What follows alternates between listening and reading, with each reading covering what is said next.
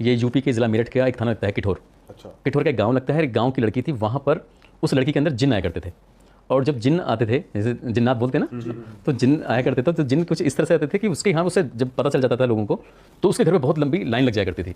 अब वो कुछ ना कुछ पढ़ के देती थी, कोई बीमार है, कोई कुछ दिक्कत है, तो वो पढ़ के देती थी, उससे पानी में या किसी चीज़ में, तो वो आदमी ठीक हो गया।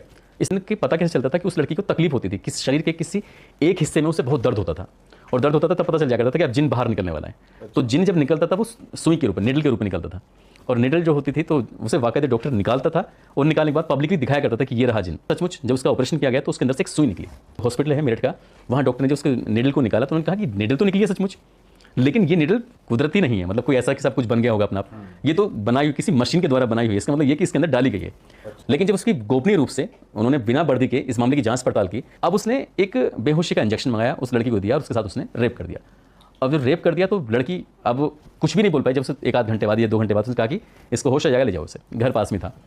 तो उसने उस लड़की के साथ कई बार रेप किया, और ये बात एक तांत्रिक था, उसने देख ली, उसे पता चल गया, अंदाजा कि बार बार ही लड़की आ रही है, क्या बात है। तब उसके दिमाग में ये आइडिया घुसा था कि हम इसके अंदर निडल डालेंगे और ये बार बार विजिट करें। हाँ, ये बार बार विजिट करें, और हम जब इसे निकालेंगे तो बताएंगे कि जिन्न है इसके अंदर। अच्छा, तो उन्होंने मिलके फिर इसमें, वो वैसा डॉक्टर नहीं था पढ़ा लिखा, वो झोला छाप था। अच्छा। इस तरह से 5 लोग शामिल होते हैं और पिछले 6-7 महीने से उसका रेप कर रहे थे वो।